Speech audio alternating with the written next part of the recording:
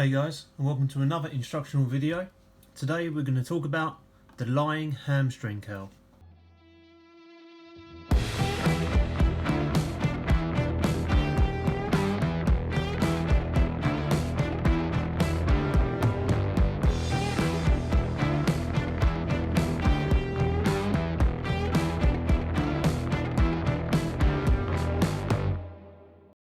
So as you can see, here is a typical lying hamstring curl. So first of all, the exercise is going to be working on the hamstrings, which are the back of the upper leg. And the main movement we'll be making is we'll be laying in the machine and then raising our heels towards our bum, as shown in the picture here. Now, as we get in the machine, we want to make sure that our hips are laying over the brake in the pads in the middle, as seen here. My knees also want to be in line with the pivot point, which you can see here. Now, as you can see, we want to change some of these levers. So if we pull out the pin, I'm going to make this adjustment down to the -1. Essentially, you want to make this as far as you can go without overextending the leg. And when I mean by overextending the leg, essentially you want to make sure you're comfortable when your leg is at its most straight. You don't want to feel a pinch either in your hamstrings or any pain in your knee at all. But then, as you can see, the pad that's on my legs is quite high up my calves. Now, if I change the levels on the levers, you also want to make sure that the pad is resting on the back of the ankle. If the pad rests on your trainers, for example, it's got a chance of falling off, and if it's too high up the leg, you just won't be able to get the most out of the movement. So as we can see, as I get on here, it's a much better movement, a much better path of the bar for myself. As you can see here, I'm in a much better position. It's a lot more comfortable for myself, and I'll be a lot stronger in this position.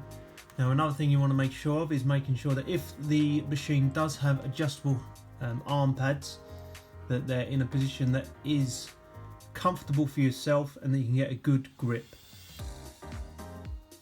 Essentially, looking for a 90-degree bend in the elbow is a good rough estimate of where you should be, really. You also want to make sure that you're not reaching for the pads, but you're also not feeling too cramped up. Now again, you want to make sure you're picking a weight that's suitable for yourself. Remember, just to take the pin out and move around to the desired weight. Now, if your weight is in between two, you can always move the discs. They're smaller increments, so that's a good way on this machine of progressing gradually. Now, as we get in position, when we press our ankles towards our bum, we want to do so in a controlled manner. You don't just want to fly the weights up, but your ankles should always be on the pads. And then on the way down as well, we're controlling the movement.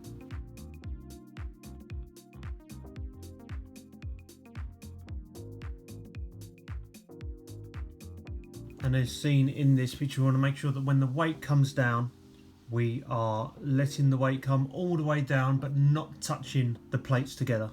This way we can make sure we're keeping our focus on the muscle throughout the exercise. One other thing to focus on will be our head and neck position. We want to make sure that we're in a neutral spine, which essentially means that we're not tucking our neck in towards our chest. We're also not straightening out our head and looking forward. We're keeping a nice, comfortable position throughout our neck and our head. And then when we look at our foot position, we want to make sure that our feet are staying as straight as possible, not pointing in or out, but essentially just coming straight down. And then when we're finished with the set and we come to the end of the exercise, we're going to straighten out our legs and then slowly lower the weight down. And that's it. That's the lying hamstring curl. Thanks a lot for watching, guys. Please like, comment, share and subscribe this video, and I'll see you in the next one.